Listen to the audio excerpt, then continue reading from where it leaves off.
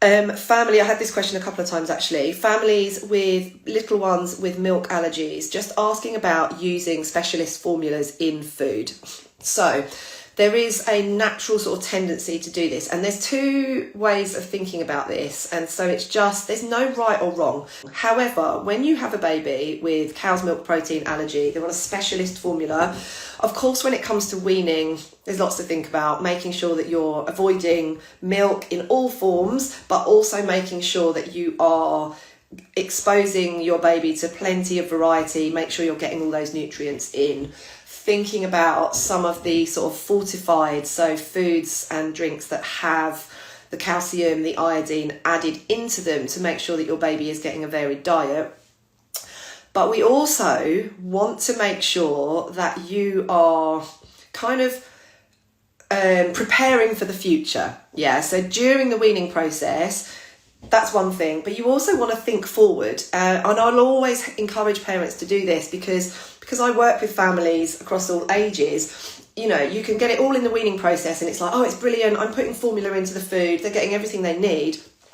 But what happens is, generally, at around a year, maybe more if you're very lucky, but around a year, your GP is likely to, unless it's a very severe allergy or there's other things going on or the hospital's really fighting your case for you, the GP will often just stop the formula at a year.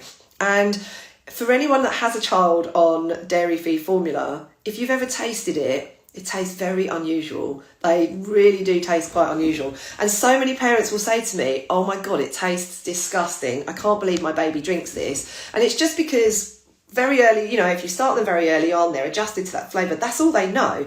But then what happens is when you try to switch them to something that you actually think tastes nice, they can't bear it. And so I end up, you know, working with lots of families who will say like, oh my God, my formula's been stopped, haven't got any other options, what am I going to do? So we have to work on that. So the answer to the question is you can use the formula in things like food if you really want to, but it's a good idea to find a good fortified plant-based alternative just for using in food to get your baby used to that flavour and just so you've got other options.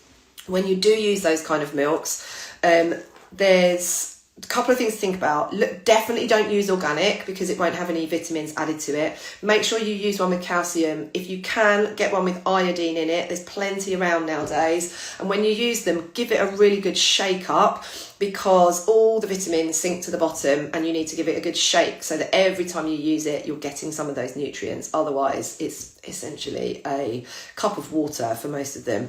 If your baby can tolerate it, soy is kind of the closest nutritionally, but there's tons and tons of options.